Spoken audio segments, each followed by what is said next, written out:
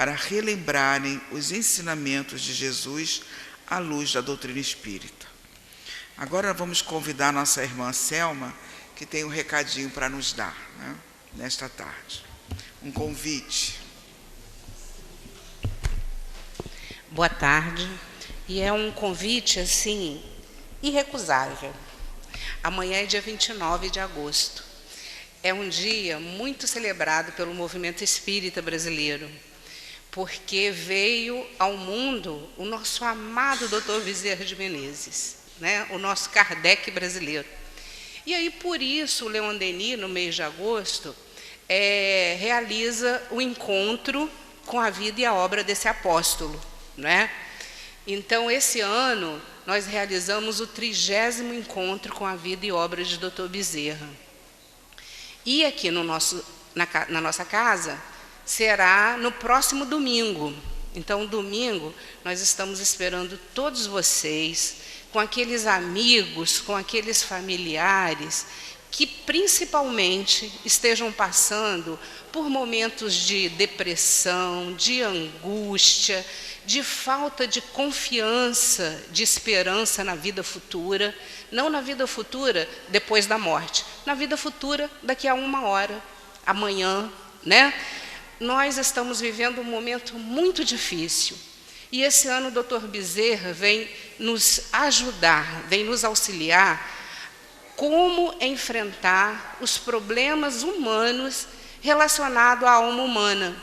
É tanto assunto, gente, é um conteúdo tão vasto, que esse ano nós vamos estudar a primeira parte desse encontro, né? De todo o material que o pessoal ligado a essa tarefa colheu esse ano, nós vamos estudar apenas uma parte, porque não vai dar tempo, né, para a gente ver tudo. Então, a gente espera todos vocês no próximo domingo para a gente refletir sobre isso, né? O tema parece longo, parece complicado, né? Dr. Bezerra e o enfrentamento dos problemas relacionados à alma humana em desenvolvimento. Na verdade, sabe o que é? Os problemas que cada um de nós enfrenta, porque todos nós somos almas em desenvolvimento, né?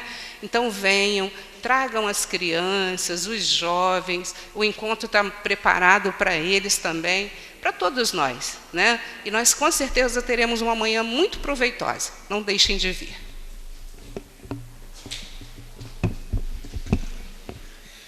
Então, nossos irmãos, o convite está feito. Esse encontro é o 30º Encontro Espírita sobre a vida e obra de Dr. Bezerra de Menezes. O tema do encontro será Bezerra de Menezes e o enfrentamento dos problemas relacionados à alma humana em desenvolvimento. E será no dia 1º de setembro, como nossa irmã falou, de 8h30 às 13 horas. Haverá evangelização infanto-juvenil e lanche fraterno. Todos sintam-se convidados e acolhidos. Pedimos aos frequentadores do SEI que, nas suas preces, incluam a oração pelos nossos governantes e pelos governantes de todas as nações. Desta maneira, estaremos contribuindo com os bons espíritos na manutenção da paz no nosso planeta. Incluir também a prece pela obra que está sendo realizada aqui no SEIC. Solicitamos não fazer uso de alimentação, nem aparelhos celulares, nas dependências do subsolo e aqui no salão. Agradecemos a colaboração de todos. Muito obrigado.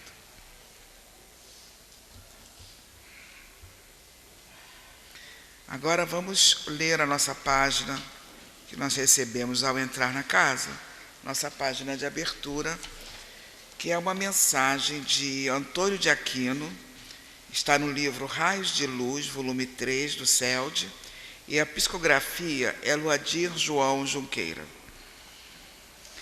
sobre o título de Renovação. Graças a Deus, que o amor único de Deus inspire todas as almas para o bem. Sabeis, tanto quanto nós, que se transformar, se renovar, é ir alijando do íntimo do ser imperfeições que perturbam a vida de toda a humanidade, pois elas apontam estradas ilusórias, cheias de ficção, atraentes no seu percurso inicial, mas que aos poucos vão fazendo com que os dias comecem a escurecer. ela deriva o seu caminho, penetrando em áreas sombrias que impedem, às vezes, que as criaturas tenham forças para estancar. Hoje, de uma forma generalizada, as criaturas buscam encontrar pureza, sentimentos nobres nos mandatários, nos governantes, mas esses sentimentos não são conquistados pelo poder que determinados homens têm em suas mãos e ignoram a transitoriedade desses instantes que lhes foram concedidos, não por seus próprios irmãos, mas pelo destino maior, o destino que veio do alto, e tenta, através de governantes e mandatários, conseguir a realização de alguma coisa que sacuda a sociedade, que faça com que os homens se reencontrem, se irmanem, e como uma coletividade bem agigantada, consigam então se aproximar do Criador. Só quando o homem se renova é que ele vai adquirindo as condições de difundir amor e fraternidade. E isso não é característica somente daqueles que são alçados às posições de poder ou de mando. A humanidade será tranquila e fraterna. Os homens se amarão e, quando renovados, poderão conduzir a humanidade para a estrada do amor. A violência que campeia em vosso mundo será castigada de forma exemplar. Mas o homem irá compreender que não é esse o caminho de pôr fim aos desregrados. Se uma criatura se regozija com o fato de que a maldade vai ser castigada através da maldade, é porque ela também ainda reside no íntimo dessa criatura. Procurai fazer do silêncio a couraça que vos protegerá. Evitai as discussões, bani de vossos pensamentos as críticas aos vossos irmãos. Buscai, através de minutos de meditação, verificar se as mensagens aqui trazidas, lidas e ouvidas, incentivam a cada um de vós a exemplificar aquilo que vos é dito. Temos a certeza, porque convosco convivemos, de que a maioria de vós já consegue perceber a sucessão de erros que vão pontilhando as nossas vidas. Há desentendimentos nas famílias, no trabalho, e sejamos sinceros, também dentro dos grupos espíritas, aos quais cada um de vós pertence. Tereis que vos renovar, que vos modificar, para que possais ser elementos destacados neste mundo que se transforma e que se renova. Tereis que ser exemplo para aqueles que estão se desenvolvendo e que, após o tempo necessário, irão iniciar a trilha que leva à prática do trabalho mediúnico. E tenhais, médiuns, bem presentes em vossas mentes, que não sois privilegiados, porque a vós foi dada essa opção que ampara, orienta, ajuda, ou então aquele caminho que, através do sofrimento, vai burilando as arestas imperfeitas da alma de cada um. Vamos, então, dar graças a Deus. A estrada da renovação é a que ampara, que mata a fome, que perdoa, que ama, que não ofende, que não se vinga, porque busca de forma definitiva seguir os passos do Mestre, através desse livro bendito que é o seu Evangelho. Que possais ser obreiros desse mundo que se renova, que se transforma e que abrigará um dia o homem novo de que fala o nosso Mestre Paulo, nas epístolas que deixou para toda a humanidade. Que Jesus seja a vossa luz, que Jesus seja o vosso pastor, mas que cada um de vós se convença de que pode iluminar também a estrada dos irmãos atrasados que necessitam caminhar e, para isso, precisam do vosso amparo, caridade, compreensão e, antes de tudo, de vosso exemplo. Graças a Deus, Antônio de Aquino. E agora, meus amados, vamos unir os nossos pensamentos numa prece de agradecimento ao Senhor pela oportunidade que temos de estar dentro da casa de Deus, sendo aqui recebidos com todo amor, com todo carinho, uma casa preparada pelos nossos irmãos da espiritualidade, desde muito cedo já para nos receber. Uma casa onde nós aprendemos a verdade, essa verdade que nos liberta de nós mesmos, que nos mostra o caminho do amor, da paz, o futuro, a nossa felicidade eterna. E pedimos, Senhor, que envolva nossas irmãs que farão uso da palavra nessa tarde de luz. Que esse banquete que já está preparado, esperando por cada um de nós, possa se iniciar nesse momento com a Tua bênção, com o Teu amor. Fica conosco, Senhor, nesta tarde abençoada. Que assim seja, graças a Deus. Agora, meus irmãos, como de costume, nas quartas-feiras nós lemos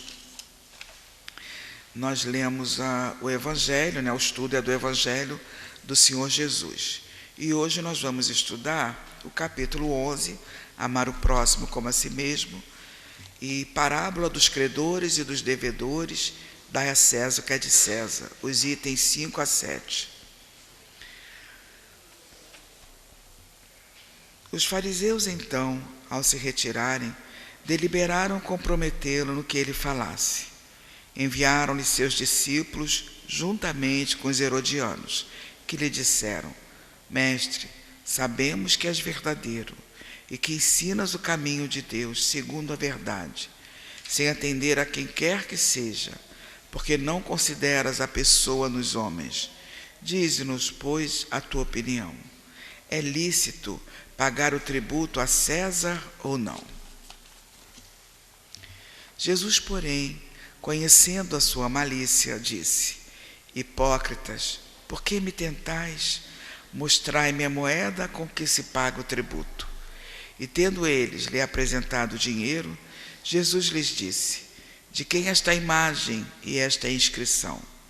E eles responderam: É de César.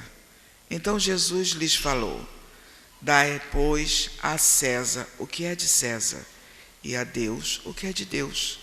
Ouvindo falar dessa maneira, eles se admiraram da sua resposta e, deixando-o, se retiraram. Está em Mateus capítulo 22, versículos 15 a 22, e em Marcos capítulo 12, versículo 13 a 17. A questão proposta a Jesus foi devida ao horror que os judeus tinham ao tributo que lhes era imposto pelos romanos, fazendo dele uma questão religiosa. Um numeroso partido se havia formado para recusar o imposto. Portanto, o pagamento do tributo era para eles uma questão irritante da atualidade, sem o que a pergunta feita a Jesus: é lícito pagar o tributo a César ou não? Seria sem nenhum sentido. Essa questão era uma cilada, porquanto eles esperavam, de acordo com a resposta de Jesus, colocar contra ele as autoridades romanas ou os judeus dissidentes. Mas Jesus, conhecendo sua malícia, esquiva-se da dificuldade, dando-lhes uma lição de justiça, ao dizer que se dê a cada um o que lhe é devido. Não se deve entender a afirmativa dai a César o que é de César de maneira restritiva e absoluta. Como todos os ensinos de Jesus, trata-se de um princípio geral, resumido sob uma forma prática e usual, e deduzido de uma circunstância particular. Esse princípio é uma consequência daquele que diz que devemos agir com os outros como gostaríamos que eles agissem conosco. Condena todo o prejuízo material e moral causado aos outros, toda a violação dos seus interesses. Prescreve o respeito dos direitos de cada um, como cada um deseja que se respeite os seus. Ele se estende ao cumprimento dos deveres para com a família, a sociedade, a autoridade, assim como para todos os indivíduos. E agora, meus irmãos, vamos passar a palavra para a nossa irmã Valéria, que Deus a envolva nessa tarde.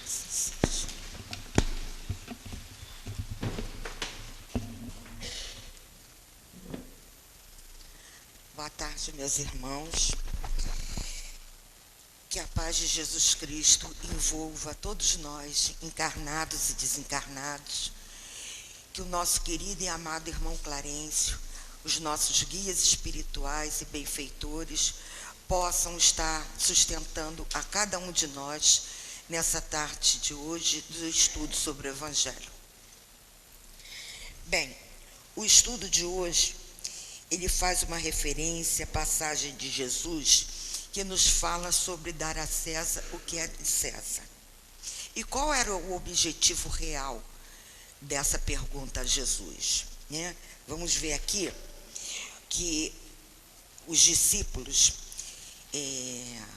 os sacerdotes, os poderosos, né, os detentores do poder, mandaram seus discípulos ir até Jesus e, como era um homem, era visto como um homem muito justo, que via as coisas amplas, né? Era amado por muitos. Então, foram até ele, como diz no Evangelho, para pregar-lhe uma cilada. Por que uma cilada? Porque se Jesus respondesse que era justo pagar o tributo a César, ele estaria se pondo em oposição ao povo judeu daquela época. Se ele dissesse que não seria justo pagar os tributos a César, ele estaria sendo posto contra os romanos. Então, olha a situação de Jesus mediante essa pergunta. Mas Jesus, né, o Espírito puro que o seu olhar via cada um de nós no nosso interior, né? Eu digo nós porque talvez alguns de nós tenhamos estado na época de Jesus lá em Roma. Então Jesus pôde perceber a malícia daquelas pessoas que lhe perguntavam aquilo. E ele respondeu com muita sabedoria e com muita firmeza e verdade moral ilibada que tinha Jesus. Ele perguntou aos discípulos, pediu uma moeda aos discípulos e perguntou de quem era aquela inscrição. E eles disseram que era de César. Então Jesus, com a sua sábia, né, perspicácia, a sua sabedoria, ele disse: dê a César o que é de César e a Deus o que é de Deus. Então vamos ver o que é isso, dar a César o que é de César e a Deus o que é de Deus. Antes, vamos entender quem fazia a cobrança desses impostos, não só em Roma, mas em toda a região que rodeava Roma. Eram os publicanos. Então, eu vou ler rapidinho para vocês, só para a gente entender o que eram os publicanos. Eram chamados, na Roma antiga, os cavaleiros arrendatários de taxas públicas, encarregados da cobrança dos impostos e da renda de toda a natureza, fosse na própria Roma, fosse em outras partes do Império. Eram semelhantes aos cobradores de impostos gerais. Mais tarde, o nome publicano se estendeu a todos aqueles que tinham a administração do dinheiro público aos agentes subalternos. Atualmente, esse nome é mal interpretado e serve para designar as finanças e agentes de negócios pouco escrupulosos. Algumas vezes se diz ávido como um publicano, rico como um publicano, em relação à fortuna de origem duvidosa. Então, esses eram os publicanos. E nós podemos também perceber que séculos antes de Jesus, já eram cobrados impostos ao povo. E essa cobrança de impostos vem até os dias de hoje. E esses impostos cobrados, eles são necessários porque o objetivo da cobrança desses impostos é para reverter em benefício a toda a sociedade, com criação, né, de escolas, de hospitais, enfim, tudo em benefício à sociedade, ao povo, e não em benefício próprio. Então, o pagamento de impostos, que muitos de nós ainda hoje reclamamos, mas tem esse objetivo. E o que é dar a Deus? Então, nós já vimos que dar a César são os bens materiais, né? São as coisas materiais, o pagamento de dinheiro, enfim, é ligado às coisas materiais. E o que é dar a Deus o que é de Deus? O que Deus nos cobra? Nada, né? Ele simplesmente nos criou puros e ignorantes, simples e ignorantes, e que temos uma trajetória a cumprir até chegarmos até Jesus. Isso todos nós, todos, sem exceção, até aquele companheiro mais ignorante das leis de Deus, um dia será como Jesus. Isso aí é certo nas nossas vidas de espírito imortal.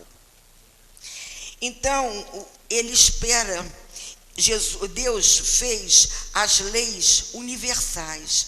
Essas leis são imutáveis.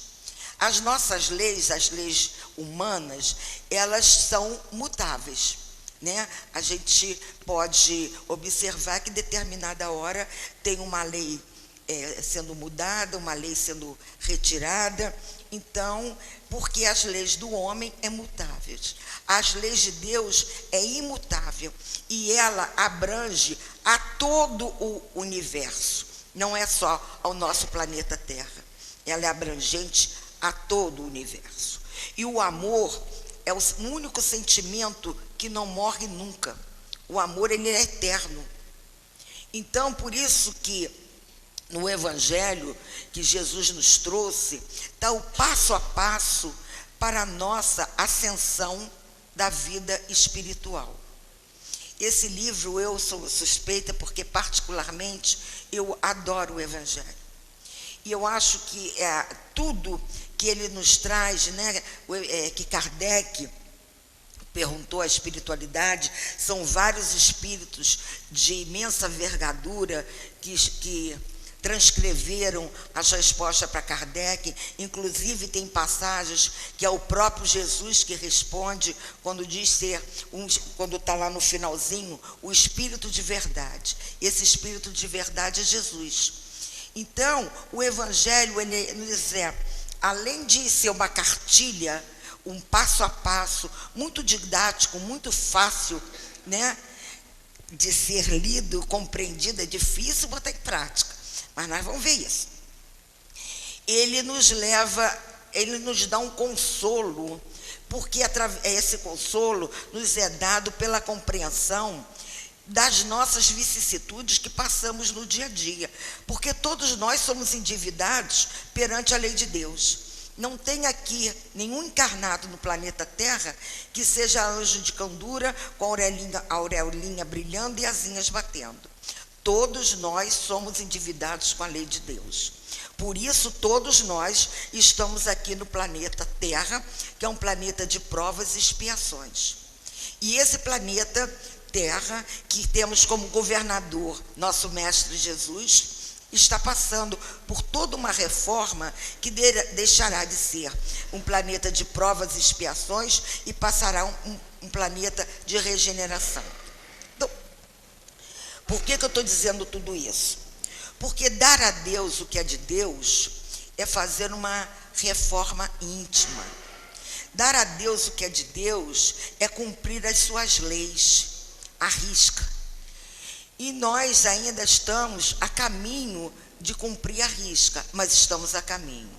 Não somos mais aquele homem primitivo, né, que não tinha o mínimo sentimento nem entendimento dos seus atos. E nós não, nós hoje já temos entendimento, conhecimento e temos a doutrina espírita que nos esclarece muito sobre isso. E fica aqui o convite de quem não estuda ainda a doutrina, que venha estudar, porque é muito bom para a nossa vida, tanto a nossa vida material, porque ela nos sustenta, ela nos orienta, ela nos mostra o porquê das nossas dores e dos nossos sofrimentos. E também para a nossa vida espiritual, porque é o passo a passo, é o beabá que Jesus nos deixou para o crescimento moral. Então, quais são as leis de Deus, né? São inúmeras. Vamos ver algumas leis de trabalho, a lei de amor e caridade, a lei do progresso, amar o próximo como a si mesmo, que inclusive é o título do capítulo, né? Mas Jesus é tão sábio que quando ele disse assim para a gente, amar ao próximo como a si mesmo, ele quis que primeiro nós nos amássemos. Por que primeiro eu preciso me amar? Porque se eu não me amar, como é que eu vou ter condição de amar alguém? Se eu não me amar, como é que eu vou ter condição de amar a Deus? Porque nós somos o nosso ponto de partida em toda a nossa vida. Então, se eu não me amar, eu não tenho condição de amar ninguém. Se eu não me valorizar, eu não tenho condição de valorizar ninguém. Se eu não me respeitar, eu não tenho condição de respeitar ninguém. Consequentemente a isso, eu não me amando, quem vai me amar? Se eu não me respeitar, quem vai me respeitar? Se eu não me valorizar, quem vai me dar valor? Então, nós somos o nosso ponto de partida para a nossa ascensão espiritual. A gente sempre tende a buscar no outro e a culpar o outro pelas nossas faltas. Então, se eu faço alguma coisa errada, que a minha consciência já cobra, por que a minha consciência já cobra? Porque as leis de Deus estão gravadas na nossa consciência, na consciência de todos nós está gravada as leis de Deus. Então, conforme o nosso crescimento moral, essas leis vão sendo afloradas dentro de nós, e já começa a nos incomodar quando eu faço alguma coisa que não seja em concordância com a lei de Deus. Então, sabe aquilo, por que eu fiz isso? Não devia ter feito isso. Por que eu falei dessa maneira? O que é isso? Já é eu me cobrando através da minha consciência que eu não posso mais agir daquela maneira, que eu tenho que mudar isso. Mas é muito cômodo para a gente dizer assim, não, eu fiz isso porque foi a Ana que me provocou a fazer. Eu tomei essa atitude porque foi ela que me induziu. Gente, ninguém induz ninguém. Tem até um caso no livro do Céu e Inferno, de um espírito, Anthony Bell, que ele praticou suicídio em 2 encarnações, na anterior e na atual dele. E ele foi invocado um ano depois, e ele fala para quem invocou que ele praticou suicídio na 2ª encarnação porque ele estava sendo perseguido por um obsessor que foi o rapaz que ele matou, o pai do rapaz que ele tinha matado. Leiam, venham estudar a doutrina espírita, que vocês vão estudar o livro Céu e Inferno e vão compreender muito. É um livro que nos traz muita sabedoria e muito material para nós refletirmos e mudarmos nossa atitude. Então, ele diz que ele praticou o suicídio porque foi induzido pelo obsessor. Não. Ele praticou o suicídio pelo livre-arbítrio dele.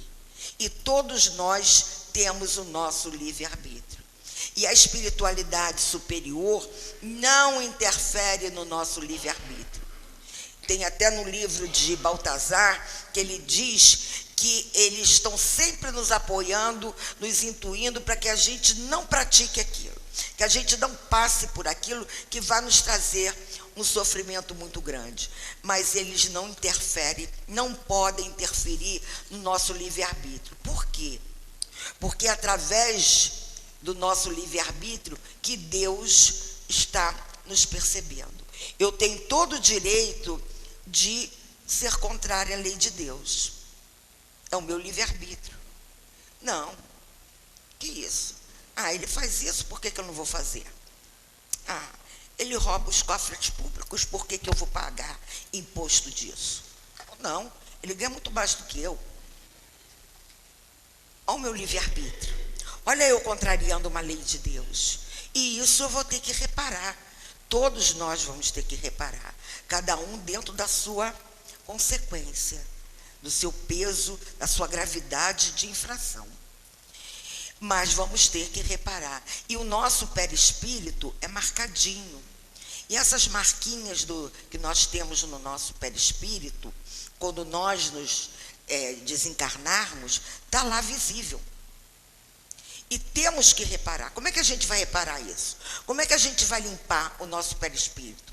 Tem um apagadorzinho para a gente ir lá e apagar? Bem que podia, né? Mas não tem não. A gente vai apagar através das expiações. Mas primeiro tem que haver o arrependimento. E esse arrependimento tem que ser um arrependimento do fundo da nossa alma. Aquele arrependimento sincero. Aquele que a gente diz assim, nunca mais eu vou fazer isso na minha vida. Nunca mais. Aí depois que eu me arrependo, eu tenho que espiar. Espiar passar pelaquela situação. Para depois reparar. Então, se eu pratiquei um ato muito ruim com a Ana, eu vou ter que reparar isso um dia, em alguma encarnação minha. Pode até ser nessa, mas em alguma encarnação, nessa ou numa futura, eu vou ter que reparar. Com ela, pode ser que sim, ou pode ser que não. Que ela, de repente, já evoluiu, que ela não está nem aí para o que eu fiz, e eu fiquei ruminando aquele ato que eu fiz contra ela. Mas um dia eu vou reparar. Se não for com ela, será de outra maneira. Mas a situação irá aparecer nas nossas vidas onde a gente está reparando. São as nossas expiações que nós passamos nesse planeta hoje. E tem as nossas provas, né? Que é aquilo assim, é que nem em colégio mesmo, né? A gente não... Todos nós aqui já tivemos em escola, nós não tínhamos que fazer prova. O que era a prova? Era a maneira que o professor tinha de saber se o aluno aprendeu ou não a matéria. Se ele fosse reprovado, ele tinha que repetir o ano. É assim a nossa vida, como espírito encarnado. Nós estamos aqui, passando por um processo de aprendizado, e passando pelas nossas provas. Se eu conseguir vencer a minha prova, legal, aquela mancha do perispírito vai desaparecer. Se eu não conseguir, perdi uma grande oportunidade. Porque a fila lá em cima, gente, está enorme para voltar. E nós estamos aqui encarnados, tendo a maior oportunidade das nossas vidas de resgatar muitos débitos que nós temos com a lei de Deus. Então, isso é uma coisa para a gente pensar, porque aqui, né, não tem nenhuma pessoa não inteligente. Nós somos inteligentes. Então, é para mim, é por mim. Não é para mim, não é para ninguém nem por ninguém. É apenas por mim e para mim. Para o meu melhoramento como pessoa e o meu melhoramento como espírito imortal.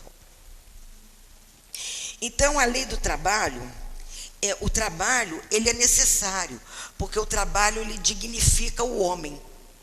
O trabalho, a gente precisa dele, né? Para a gente comer, para a gente se vestir, pagar nossas dívidas, aluguel, enfim, tudo da nossa vida, que está inserido na nossa vida material, é através do nosso trabalho. E esse trabalho tem que ser um trabalho digno, um trabalho onde eu não vá prejudicar ninguém, onde eu não vá trapacear ninguém, onde, puxa vida, eu quero o cargo dela, ela está como chefe, e eu estou aqui há anos nessa empresa e não saio de onde eu estou. Eu não sei que é uma necessidade minha estar nesse cargo, mas eu quero o cargo dela. Então, eu vou tramar uma situação onde eu vou derrubá-la no cargo. Gente, olha como eu já estou me endividando com a lei de Deus. Pela minha ignorância de não saber que eu preciso estar nesse cargo. Nada e não existe acaso. Tudo tem um porquê. E tem também o trabalho no bem, né? O trabalho da moralidade. O trabalho no bem é qualquer trabalho onde a gente faça o bem ao outro. Independente disso, aqui na Casa Espírita, Clarencio nos dá a oportunidade de muitas frentes de trabalho. Basta nós nos inserirmos nesse trabalho e termos vontade. Não é só trabalhar por trabalhar, não, gente. Então eu vou lá para a Casa de Clarencio, vou lá me inserir numa frente de trabalho, que aí eu vou ficar numa boa, vou ganhar meus bônus horas e vou sair daqui melhor. Engano. Porque existe um sentimento que tem que estar envolvendo qualquer trabalho nosso. É o sentimento. O sentimento e a vontade de praticar o bem. Esse é o nosso, é o invólucro dos nossos trabalhos. Que não adianta só trabalhar. Tem que trabalhar com amor. E através do trabalho do bem que nós vamos conseguindo crescer espiritualmente. Aqui Antônio de Aquino nos fala aqui nesse parágrafo: hoje, uma forma generalizada, as criaturas buscam encontrar pureza, sentimento nobre nos mandatários, nos governantes, mas esses sentimentos não são conquistados pelo poder que determinados homens têm em suas mãos, e ignoram a transitoriedade desses instantes que lhe foram concedidos, não pelos seus próprios irmãos, mas pelo destino maior e o destino que veio do alto. Então, a gente também busca, né, como eu falei ainda agora, buscar o nosso crescimento no outro, esperando que o outro faça bem para eu poder aplaudir. Mas o que eu estou fazendo pelo meu planeta? O que eu estou fazendo para criar um ambiente melhor para eu viver? Não é eu egoísta, não. Eu e todos, né? Que cada um fazendo a sua parte. É que nem aquela historiazinha do beija-flor, né? Que queria apagar um incêndio da floresta e ia lá de gota em gota com o biquinho apagando o fogo da floresta. Ele ia conseguir? Não. Mas se tivesse um bando de beija-flores que tornasse uma mangueira, né, do corpo de bombeiro, o fogo não seria apagado? Então, se todos nós fizermos a nossa parte, nós teríamos um planeta muito melhor, com certeza, para habitarmos. E a gente também diz assim, e então Jesus tinha esse olhar de amor, né, emanava amor. Tem várias parábolas no Evangelho, e quem quiser ler sobre as parábolas de Jesus, tem um livro, Parábolas de Jesus, acho que é de Schubert, né? Schubert, isso, eu não sei falar o nome não, tá, gente? Então, mas é esse mesmo. É um livro que fala todas as parábolas de Jesus e explica as parábolas. Então, Jesus, uma mulher que tinha hemorragia, e ela soube que Jesus estaria na cidade dela, e ela tinha tanta certeza que ela seria curada, que ela apenas tocou na veste de Jesus e ficou curada. E Jesus, só com toque, se alguém tocar o meu vestido atrás, eu vou sentir? Nunca, né, gente? Mas Jesus sentiu, mesmo no meio da multidão, que ele disse, saiu uma virtude de mim. Quem foi?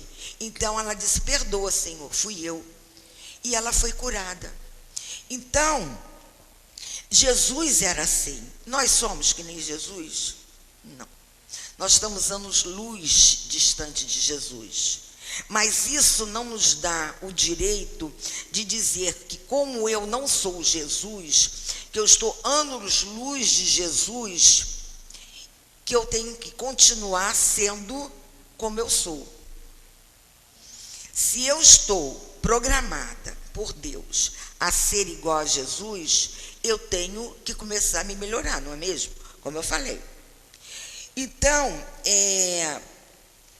a gente diz assim, eu não consigo, é muito difícil, eu não tenho a mínima capacidade, porque eu não tenho, né, o espírito, não sou o espírito de puro que nem Jesus. E nós espíritas temos um grande álibi. Dizer, eu estou tentando, eu estou me esforçando, mas é difícil. Então a gente tem esse álibi. Aí a gente pergunta, não é para o companheiro ou para mim mesma que digo isso. Isso é verdade? Você realmente está no esforço? Então por que você não começa a mudar? Porque eu posso enganar quem eu quiser, menos a Deus. Porque Ele vê dentro de cada um de nós a nossa real intenção sobre aquilo. Então, quando eu digo, gente, eu estou no esforço, estou lutando contra isso. Sou espaçosa, gente. Sou muito espaçosa. Então, eu estou lutando contra isso, eu falo com os braços também, tá, gente? E não estou conseguindo. Então, será? Aí eu vou lá diante do meu espelho, eu, tete a tete, e digo assim, olha só, Valéria, você está fazendo isso mesmo? Você quer isso mesmo? Você quer mudar isso mesmo? Porque, gente, quando a gente se determina, essa é a palavra-chave, determinação. Quando a gente se determina a fazer qualquer coisa, principalmente mudança, né? A reforma íntima, porque dói, gente. Fazer reforma íntima e mudar, dói porque a gente sai da nossa zona de conforto. E toda mudança é doída. E se fosse fácil, não estaríamos aqui. Já estaríamos num mundo melhor. Então,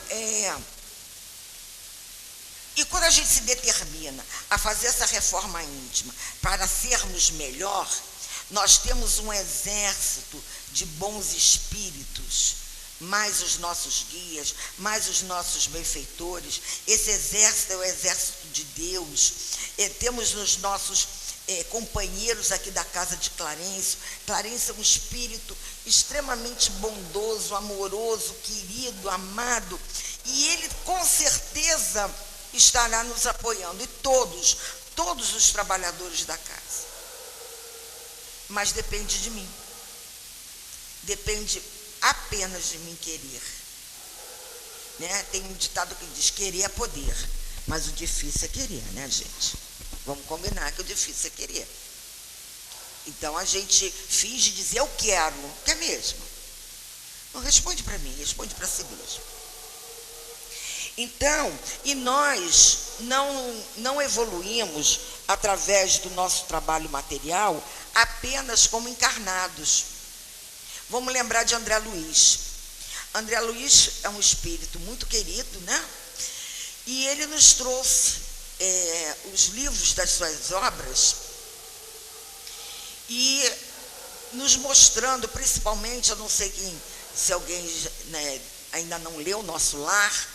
Se não leu, leia, porque ali André Luiz, com uma linguagem extremamente didática, ele nos traz o que é a vida no plano espiritual, que é onde é realmente a nossa casa.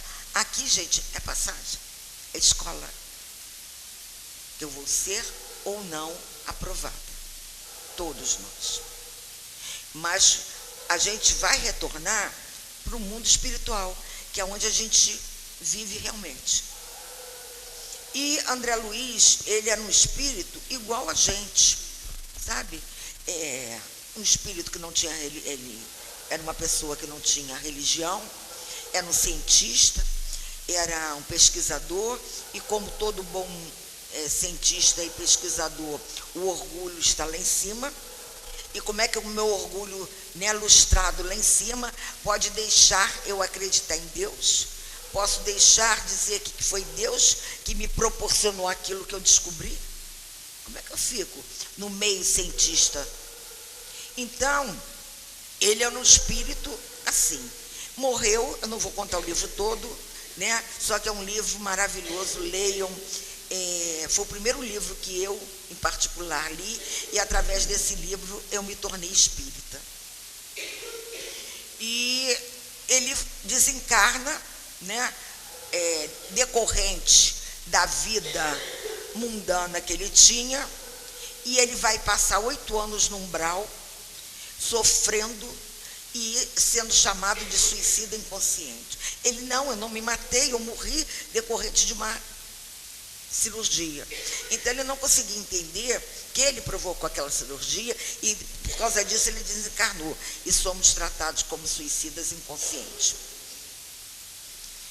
E um dia, gente, eu vou resumir até mesmo por cada hora, ele é resgatado por Clarência, levado para nosso lar, e ele daí com a sua inteligência, com a sua perspicácia, com a sua curiosidade, né, de bom, como todo bom cientista, ele veio catalogando e nos deu as obras que nós temos hoje.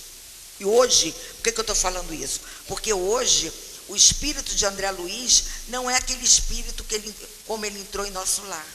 Ele está muito mais evoluído. Por quê? Trabalhou no plano espiritual. Então a nossa evolução não é só aqui na Terra, não. É também no mundo espiritual.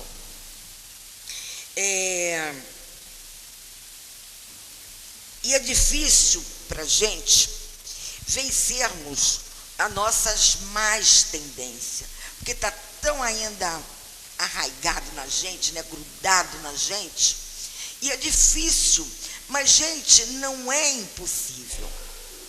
Difícil é, mas impossível não é. Desde que eu começo, não importa, mas por onde que eu vou começar? Não importa, vamos começar de alguma maneira. O que Deus me pede? Que eu ame um irmão como a mim mesmo, que eu faça ao outro aquilo que eu gostaria que fizesse por mim. Então vamos pensar, há pouco tempo que teve aquela tragédia naquelas barragens, e muitas famílias ficaram sem nada, até sem documento. Então, se eu tenho 2 geladeiras na minha casa, ou 2 televisões, ou 2 camas, enfim, eu tenho muita roupa de cama, por que eu não vou dividir com esse meu irmão? Aí eu penso, não, dei tanto duro para trabalhar, para eu ter minhas coisas, agora eu vou dar de mão beijada para alguém que eu nunca vi mais gordo na vida? Olha o meu egoísmo. Olha eu contrariando uma lei de Deus, que é fazer pelo meu irmão aquilo que eu gostaria que fizesse comigo. Aí vamos pensar, isso é uma técnica, tá, gente? Porque fica mais fácil nós fazermos uma mudança quando a gente vai criando técnicas. Então, uma das técnicas que nos facilita a nossa mudança é se colocar no lugar do outro. Porque quando eu penso, eu não tenho culpa que vai cobrar do governo lá, que vai cobrar lá do governador, do prefeito, sei lá de quem. É problema deles, eles que têm que pagar moradia, não sou eu. Eles que têm que repor. Gente, se eu posso fazer, por que não fazer? Se eu estivesse lá no lugar deles, hoje eu tenho tudo, mas nada é meu, apenas está comigo. Quando eu desencarnar, o que eu vou levar? Geladeira, fogão, etc, dentro do meu caixão? Vai ficar tudo aí. Eu só vou levar um saquinho com o que eu fiz de bom e de ruim, para pesar na balança. Aí nós vamos estar tete a tete com o nosso guia espiritual, que foi lá, avaliou, gente, avalista. Todo mundo sabe aqui o que é um avalista. E ele avaliou a minha encarnação. E eu vou olhar para ele e vai dizer assim, minha filha, eu te dei tanta oportunidade, por que você não fez? E a cara da gente, vai aonde? Avestruz? Não tem lá. Para a gente cavar buraquinho e enfiar a cabeça dentro. É enfrentar a vergonha. Aí vem o arrependimento. Aí vamos esperar uma próxima encarnação para repararmos isso. E como eu falei, a fila está quilométrica lá em cima. Ninguém hoje quer mais ter filho. E o espírito só pode encarnar se tiver uma mãe. Então, vamos pensar nisso. Outra técnica é que, onde que eu vou encarnar na próxima encarnação? Puxa, eu queria tanto voltar para a Terra, né? Planeta de regeneração, bem melhor, não vou sentir dor, etc, etc, etc. O que eu estou fazendo para voltar para cá? Só querer? Não é poder, não. Tem que querer muito. Então, é isso que Deus e Jesus nos convida a essa melhora, porque Deus não está nos castigando, porque Ele não castiga ninguém. Ele não nos botou aqui por castigo. Nós estamos aqui porque nós fizemos por onde estarmos aqui. E nós vamos fazer por onde estarmos em outro lugar, ou aqui, ou em outro lugar pior do que a Terra. Que aqui pelo menos nós temos a doutrina que nos ampara, nos fortifica, nos sustenta. Nós temos os amigos espirituais. E aonde eu for, vou ter meu guia. Mas eu não vou lembrar que eu já fui espírita. Eu não vou lembrar que eu já trabalhei na casa de Clarence. Eu vou estar lá com o véu do esquecimento, vou estar eu sozinha lá. Com dificuldades maiores, porque eu vacilei na minha encarnação passada. Eu não fiz o que Deus me pediu. E eu vou estar lá. Então, é como também Antônio de Aquino fala aqui, ó. É como uma coletividade bem agigantada consiga então se aproximar do Criador. Só quando o homem se renova é que ele vai adquirindo as condições de difundir amor e fraternidade. E isso não é característica somente daqueles que estão alçados às posições de poder ou mando. Então é tudo isso que eu falei aqui. Quando a gente se hermanar, quando a gente olhar para o outro e ver que aquele outro é meu irmão e que eu tenho obrigação, dever de fazer por ele o que eu gostaria que fizesse comigo, aí a vida da gente começa a mudar. E essa é a lei de caridade, de amor e caridade, né? A lei de caridade é o famoso BIP, benevolência, indulgência e perdão das ofensas. Aí, eu digo assim, mas olha só, Valéria, é muito difícil eu perdoar uma pessoa, e o inimigo, então. Gente, a gente até diz assim, olha só, eu te perdoo, mas não passe nunca mais na minha frente. Isso é perdão? Não, né? O que é o perdão? Vamos ver aqui o que quem fala isso é o espírito. Gente, depois eu vejo por cada hora. É Jules Olivier. 10, né? Fala assim pra gente, ó. É no capítulo 12 do Evangelho, item 3. Se o amor ao próximo é o princípio da caridade, isso tudo que eu falei até agora, né? De fazer o outro aquilo que eu gostaria que fizesse comigo, amar ao próximo como a mim mesma, tudo isso que eu já falei. Aí diz assim, se o amor ao próximo é o princípio da caridade, amar os inimigos é a sua aplicação sublime. Porque essa virtude é uma das maiores vitórias alcançadas sobre o egoísmo e o orgulho. Porque, na realidade, o que me impede de perdoar o outro é o meu orgulho, o meu egoísmo. Como é que eu vou perdoar alguém? Ele vai pensar que eu sou o quê? Uma otária, uma boba. Ele vai fazer coisa pior comigo. Não importa, ele pode pensar o que ele quiser. O que importa é a nossa atitude. Porque a metade da ponte é nossa. Sempre a metade da ponte é feita por nós. Apenas. Aí ele continua assim. Entretanto, geralmente nos equivocamos quanto ao sentido da palavra amar, utilizada nesse ensinamento. Jesus, o ensinamento é: amai os vossos inimigos. Jesus não quis dizer que se deve ter por um inimigo a ternura que se tem por um irmão ou por um amigo. A ternura pressupõe confiança. Ora, não se pode ter confiança naquele que se sabe que nos quer mal. Não se pode ter com ele expansões de amizade, porque sabemos que ele é capaz de abusar delas.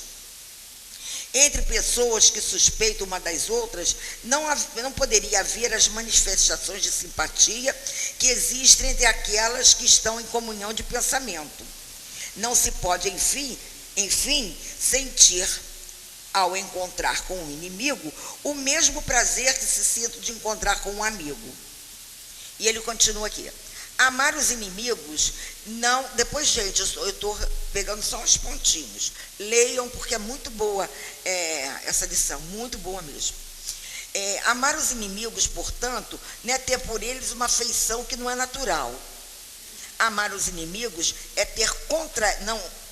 não ter contra eles nem ódio, nem rancor, nem desejo de vingança. É perdoar-lhes o bem em lugar do mal. Não, desculpe, gente.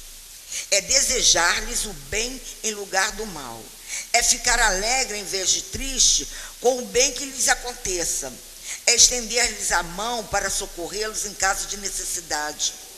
É evitar por palavras ou ações tudo que possa prejudicá-lo.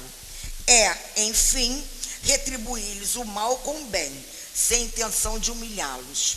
Aquele que assim proceder cumpre plenamente o mandamento: amai os vossos inimigos. Então, Jesus não quer que eu ame um inimigo meu como eu amo a Delma, a Ana, a Rosalina, é uma incorporação do alemão. Não quer dar clara, não quer porque são minhas companheiras de trabalho, eu gosto muito, nós estamos juntas em algumas tarefas da casa, em alguns trabalhos da casa. Então, a gente cria afeição. Eu não posso amar um inimigo como eu amo meus entes queridos. Eu não posso amar os meus inimigos como eu amo os meus pais, os meus amigos. Posso? Não. Nem Jesus quer isso da gente. Ele só não quer que mantenhamos, já ganhei cartão amarelo, gente, que mantenhamos ou venhamos a nutrir sentimento de ódio, sentimento de desejar o mal para aquela pessoa. Se ela se deu bem na vida, tá vendo? Faz mal para caramba para os outros, está se dando bem. E eu, que vou para o centro, estudo doutrina, estou matando um leão mais um boi por dia para eu lutar contra as minhas más tendências, e estou aqui, e não tenho isso. Infeliz, não é o que a gente fala? Isso é que Deus não quer. Se Ele precisar um dia da gente, que a gente estenda a mão. Porque como Ele é nosso inimigo, nós somos inimigos de muita gente. Todo mundo gosta da gente? Não. Então, quantas vezes nós já prejudicamos alguém, até mesmo sem querer, ou querendo, e nos tornamos inimigos dessas pessoas? E se eu passar mal? Se eu precisar de uma necessidade, eu não vou querer que essa pessoa pelo menos me estenda a mão e me ajude? Não é? Por que eu posso e ele não pode? Então, gente, o que Jesus espera de todos nós é a compaixão pelo outro, é olhar o outro como um irmão que está no mesmo patamar que nós. Todos nós estamos no mesmo barco, no mesma condição. Só que alguns de nós estão um pouquinho acima, outros um pouquinho abaixo, outros um pouquinho melhor, outros não. Então, entre nós existe uma diferença de escala. Muitos de nós já somos comandantes do barco. outros estão lá naquele negócio que põe madeira lá na fornalha do navio para ele poder entrar. Mas não estamos no mesmo barco. Mas a nossa condição moral é que vai determinar aonde eu estou, em que patamar eu estou. Mas não por orgulho, não, porque eu preciso subir mais, gente. Eu tenho que chegar a Deus. Então, vamos ser inteligentes, né? Vamos ser responsáveis pelas nossas vidas. O que nós estamos fazendo com as nossas vidas? Vamos ser comprometidos com a espiritualidade, porque essa não falha. Nunca. Mas tem que haver o comprometimento. E eu tenho que ser comprometida comigo mesma. Eu tenho que ser comprometida com o que eu quero para a minha vida. Eu tenho que ser comprometida com os meus atos, com as minhas atitudes, com a minha fala, com as minhas ações ou omissões. Porque através delas é que vai determinar em que patamar eu vou subir. Ela que vai determinar que quando eu desencarnar, olha aqui as espaçosa, quando eu desencarnar, o que eu vou levar lá? O que eu vou dizer para meu guia? O que eu vou dizer para Clarencio, né, que me deu a grande oportunidade de estar aqui trabalhando, porque, gente, esse trabalho aqui é bom, em primeiro lugar, para a gente. Não é para o outro, porque passa pela gente. Então, eu tenho que ter comprometimento no meu trabalho. Todos nós temos que ter comprometimento com o nosso trabalho, porque é com o nosso sentimento é que nós vamos dar peso a esse trabalho. Então, daqui a pouco vem um cartão vermelho, gente. Então, antes de eu receber, que Jesus nos abençoe, que Jesus nos envolva, que Jesus nos ampare sempre, que tenhamos a certeza que todos nós somos amparados por essa espiritualidade amiga, pelos nossos guias e benfeitores, e que possamos nos comprometermos conosco mesmo. Muita paz e que Deus abençoe a todos nós. Agradecemos a nossa irmã por dividir conosco o resultado dos seus estudos. E vamos agora passar a segunda parte da nossa reunião, né, que é o momento dos passos. E vamos começar nos preparando já, né, e com a leitura, vai nos ajudar a leitura do livro Fonte Viva, de Chico Xavier, pelo Espírito Emmanuel. O item que nós vamos ler é o 74, e esse item será o estudo que a nossa irmã Delma fará durante os passos. Quando a luz, o amor do Cristo nos constrange. Paulo está em Coríntios, segunda carta, capítulo 5, versículo 14. Quando Jesus encontra santuário no coração de um homem, modifica-se-lhe a marcha inteiramente. Não há mais lugar dentro dele para adoração improdutiva, para crença sem obras, para fé inoperante. Algo de indefinível na terrestre linguagem transtorna-lhe o espírito. Categoriza-o a massa comum por desajustado.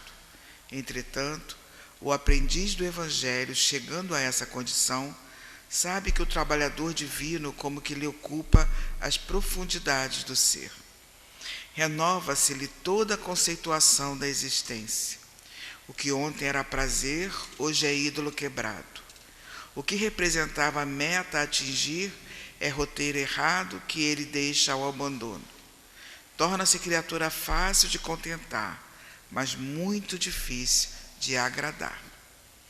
A voz do Mestre, persuasiva e doce, exorta-o a servir sem descanso. Converta-se-lhe a alma num estuário maravilhoso, em que os padecimentos vão ter, buscando arrimo, e por isso sofre a constante pressão das dores alheias. A própria vida física afigura-se-lhe um madeiro em que o Mestre se aflige. É-lhe o corpo a cruz viva em que o Senhor se agita crucificado. O único refúgio em que repousa é o trabalho perseverante no bem geral.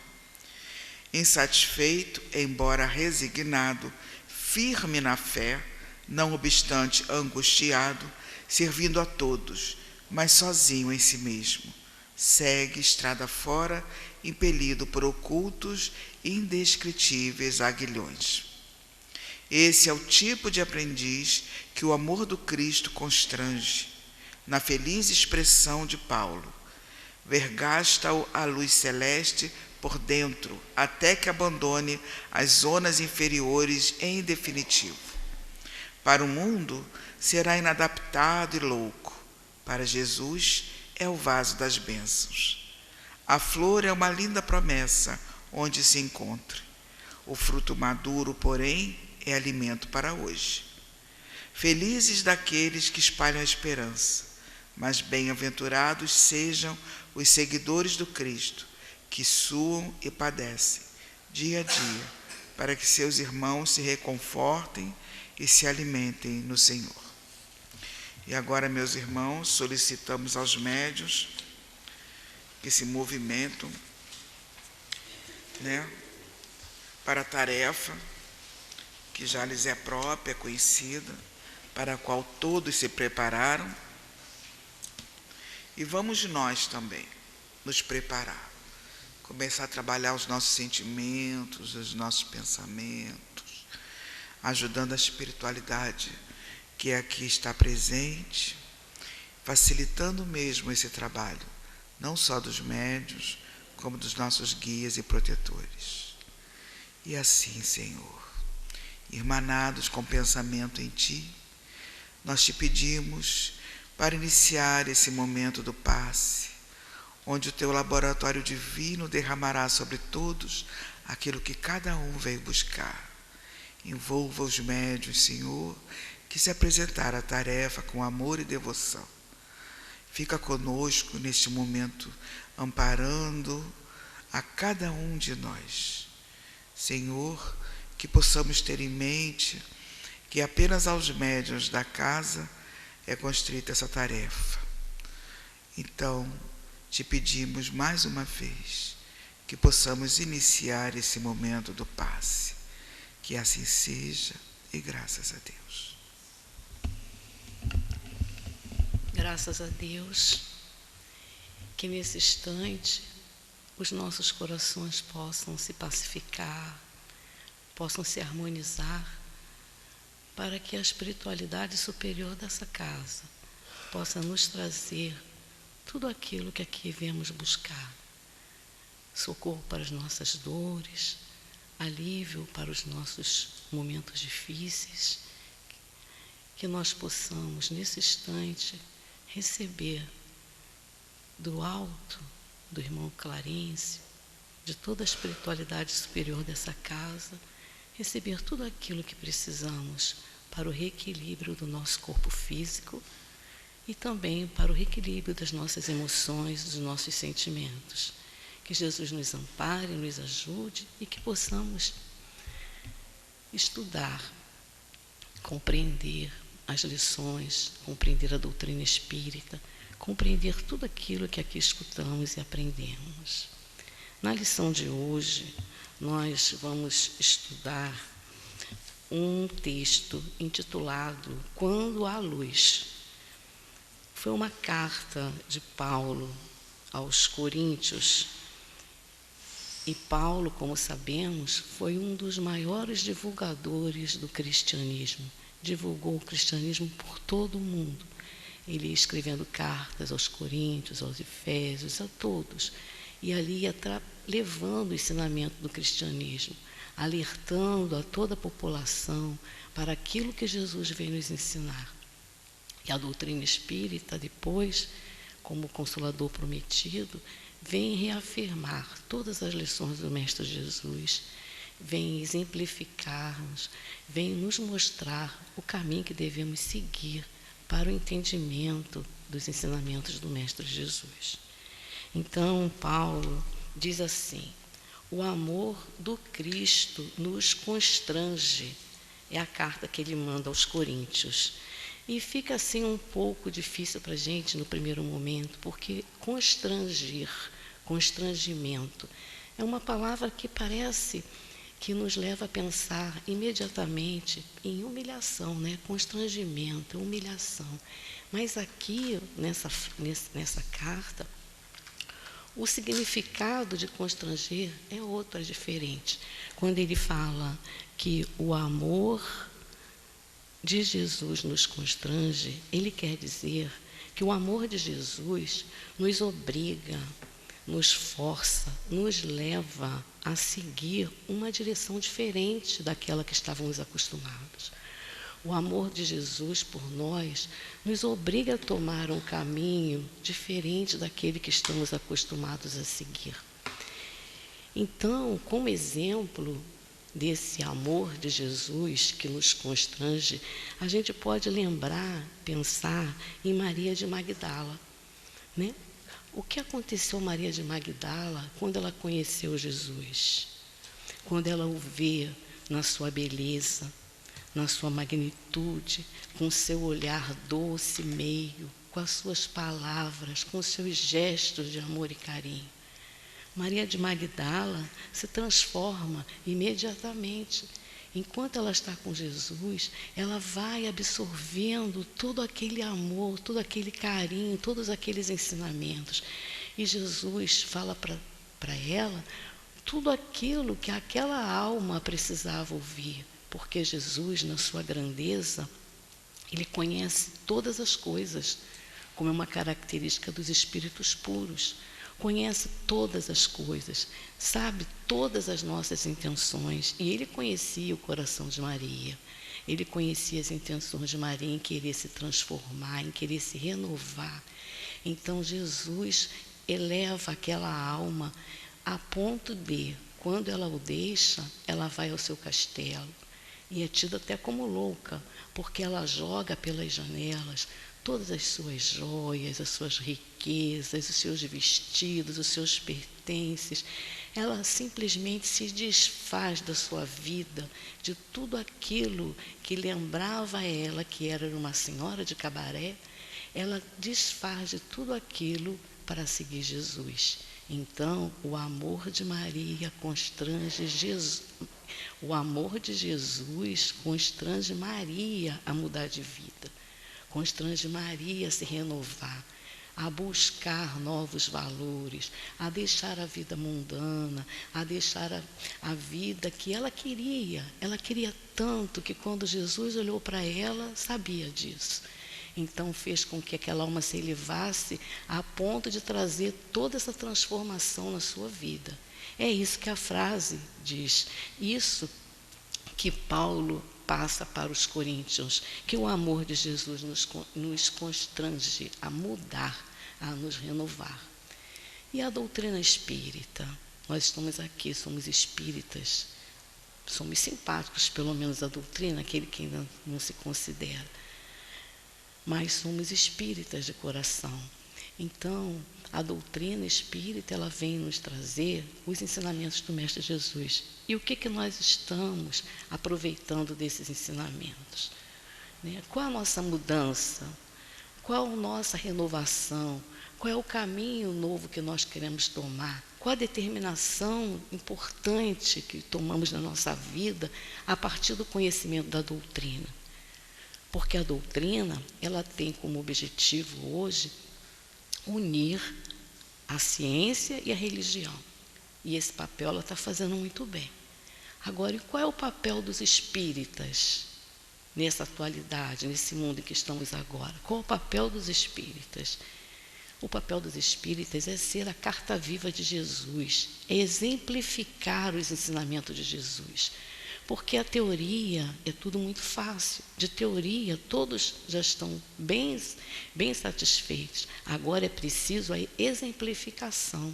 E é isso que a doutrina espírita espera de nós, que nós saibamos exemplificar esses ensinamentos.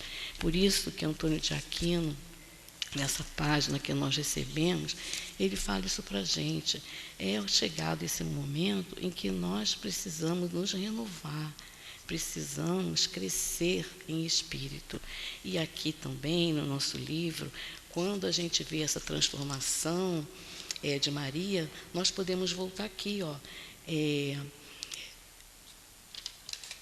Não te julgues.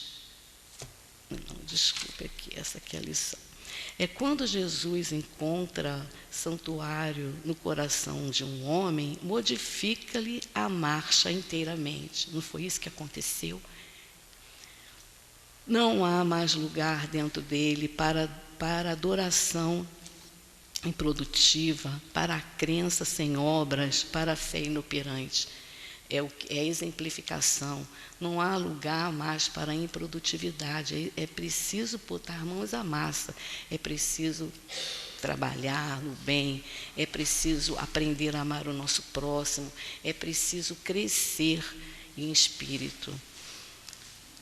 Renova-lhe toda a concentração, a conscientização da existência. Se a nossa existência até agora não tem nenhum sentido, quando a gente vai colocar Jesus no nosso coração, tudo muda. Tudo muda. As nossas dificuldades na nossa casa, no nosso trabalho, os nossos relacionamentos, tudo muda com Jesus. Então, feliz daquele que pode espalhar a esperança, que pode crescer, que pode semear o amor de Jesus no seu próprio coração e no coração dos outros. Que Jesus nos abençoe. Graças a Deus. E assim, meus irmãos, com as lições que recebemos hoje do coração do Mestre, o exemplo vivo do que nos espera se nós formos perseverantes, nós pedimos a permissão desse mesmo Mestre Jesus. Pedimos a permissão também de Clarence, o responsável por essa casa, para darmos como encerrada a reunião de passes e de estudos dessa tarde de luz, de paz, de amor, onde nós podemos ouvir, através das nossas irmãs, esses conselhos, esses conhecimentos, que vão nos ensinando e nos orientando cada vez mais a caminhar com mais segurança em direção à luz. Que nós possamos ser luzes, não só aqui no centro, mas em cada lugar que nós estejamos. Uma gotinha, um faixinho de luz que seja. Que nós possamos fazer o nosso esforço, porque o Mestre Jesus estará sempre conosco. E assim, Senhor, nós só temos a te agradecer. Sempre, por tudo, pela vida, pelo planeta. Muito obrigado, Senhor, por nascermos nesse país abençoado. Muito obrigado, Senhor, por essa doutrina divina. Muito obrigado, Senhor, por essa casa que nos recebe, nos acolhe, nos orienta. Muito obrigado, Senhor. E assim, nós damos por encerrada essa reunião de estudos e de paz da tarde de hoje. Que assim seja.